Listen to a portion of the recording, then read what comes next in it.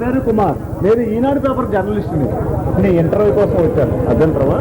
ఒక్క పత్రికా విలేకరి వచ్చి దానికి నేను రాజకీయ నాయకుడిని కాదే, ఒక సిద్ధాంతం కోసం జనరణ్యాన్ని వదిలిపెట్టి మహారణ్యంలో మనుగడ సాగిస్తున్నా సగటు మనిషి. అందుకే మీ భావాలు అనుభవాలు ఈ ప్రజలకు తెలియదు. ఈ సిద్ధాంతం వరకు ఉన్న పవిత్రమైన ఆశయం ఈ ప్రపంచానికి దాటి చెప్పాలి. మరి పరిపాలన దాటిపోయి 50 సంవత్సరాలు అయిపోయినా ఇప్పటికీ సంబరాలు జరుపుకుంటున్నా ఈ ప్రభుత్వం కానీ ఈ ప్రజానాయకులు కానీ ఎండనక వాననక తమ రెక్కలను ముక్కలు చేసుకొని తమ రక్తాన్ని చెమటగా ధారపోసిన కానీ ఇప్పటికీ బానిసత్తలో మగ్గిపోతున్న అడుగు వర్గాల అప్పు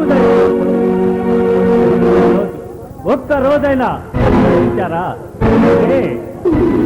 అలాంటి వారి కోసం ఈ ప్రభుత్వం అనేక పథకాలు ప్రవేశించింది. ఎన్నో కేటాయించింది, మరెన్నో కార్యక్రమాలు చేపట్టింది. పథకాలు ప్రవేశపెట్టింది ఎవరి కోసం? పార్టీ పబ్లిసిటీ కోసం. కోట్ల రూపాయలు విడుదల చేసింది ఎవరి కోసం?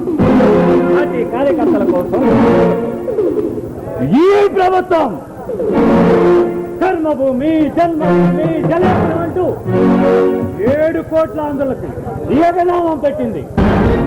ఇంతకీ నువ్వు చేస్తుంది ప్రభుత్వం పైన లేక పెట్టుబడి నా ప్రజలకి అన్యాయం చేస్తే ప్రతి ఒక్కరి మీద తిరుగుబాటు చేస్తాను. నాకు ప్రభుత్వం ప్రతిపక్షమన్నా తేడా లేదు. అధికార వినియోగం చేసే నాయకులకు బుద్ధి చెబుతాను.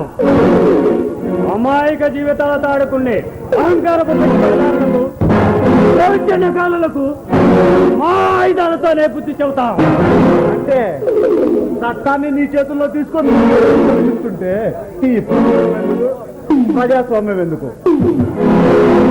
నీకు తెలీదు, తెలిసి కూడా ఈ మార్గాన్ని ఎందుకు ఎంచుకున్నావు? ఈ దేశాన్ని తాకట్టు పెట్టి నల రూప రాక్షసులు పట్టి ఇక్కడ పెట్టి మీకు కబురు పెట్టి మీరొచ్చేదాకా చూస్తూ ఉండాలా? అందుకే కొత్త నోట్లతో ప్రభుత్వాన్ని శాసించే మోహుల్ని చూస్తున్నారు. నా ఈ ప్రజల్ని చైతన్యవంతులు చేస్తున్నారు. చైతన్యవంతులు 100 నోటు కోసం వాటర్ బాటిల్ పవిత్రమైన ఓటు హక్కు నమ్ముతున్న ప్రజల్లో నువ్వు కోరుకునే చైతన్యం వస్తుంది, వచ్చి తీరుతుంది.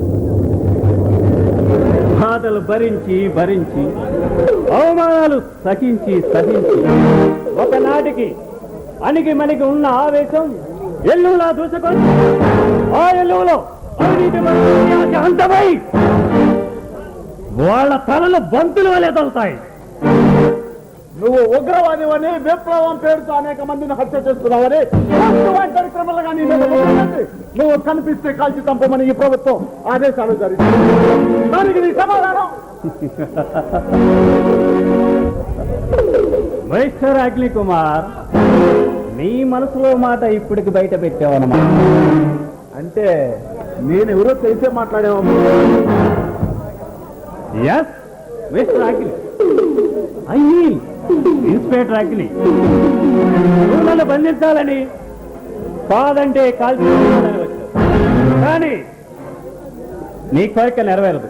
ఎందుకంటే ఇది నా సామ్రాజ్యం. ఇక్కడ నా ఆజ్ఞ లేనిదే చెట్టు గాలైనా వేసదు, ఇంత కూతైనా పెట్టదు. నరసింహం, మర్యాదగా లొంగిపో. అంటే నీకు తెలుసుగా, ఎంత క్షణంగా కాల్చి పారేస్తాడు. మేలుగురికే పదమసింహ చోరు నిలిపి చూలు తెలిపే సాహసం ఈ నరసింహ.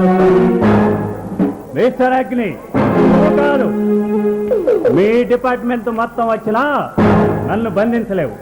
కావాలంటే చేతనైతే కాల్చి చూడు, నిజం తెలుస్తుంది. మిస్టర్ నరసింహ,